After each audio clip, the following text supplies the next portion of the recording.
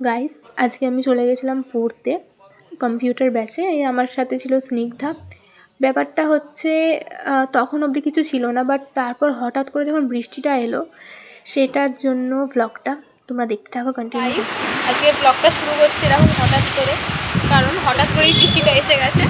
এই যে আমার সঙ্গে আজকে স্নিগ্ধা, এই যে বৃষ্টি পড়ছে খুব জোরে।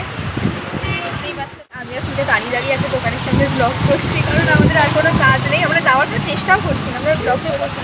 আমরা যখন ব্যাচে বসেছিলাম তখন আমরা বলছিলাম ইস থেমে যাচ্ছে বৃষ্টিটা, আরো জোরে হতে পারতো। এখন আমরা বলছি কেন জোরে হচ্ছে, তখন তো আমরা ভেতরে ছিলাম, এখন আমরা বাইরে এসে বুঝতে পারছি সিচুয়েশনে পড়ে। আমরা বৃষ্টিটা আজকে দারুণ হচ্ছে, কিন্তু এনজয় করার মতো অবস্থা নেই, কারণ এখন আরেকটু পরে তারপর একটা টোটো এসে গেল, আমি টোটোটায় উঠে পড়লাম। আর স্নিগ্ধা উঠলো না, কারণ স্নিগ্ধা যাবে হচ্ছে একটা অন্য জায়গায় পড়তে, সেই জন্য। তো আমি ওখান থেকে টোটো করে চলে আসলাম।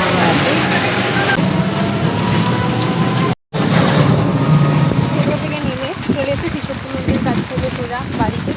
আমার পাড়ার একজন আমার ছাতাটা ধরে দিল, রাস্তায় দেখা হয়ে গেছিলো। বাড়ি তো পৌঁছে গেছি, বাট বৃষ্টি ভাই সাব, আর একটু দেরি হলে আর একটু দাঁড়িয়ে থাকলে আমি আজকে হয়ে যেত, আজকে আমার অবস্থা শেষ। এই যে বৃষ্টি, যাই হোক এতটাই ছিল আজকে ব্লগ। তোমাদের কেমন লাগলো অবশ্যই জানাবে। হঠাৎ বৃষ্টি ব্লগ, এই যে বৃষ্টি পড়ছে, দেখতে পারবে। Bye bye.